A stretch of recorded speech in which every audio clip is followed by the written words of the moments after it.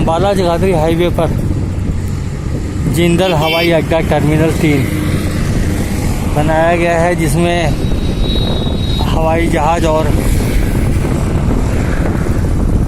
Helicopter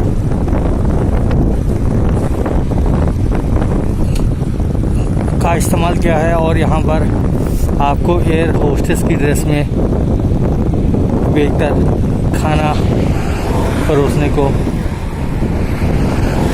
मिलेंगे।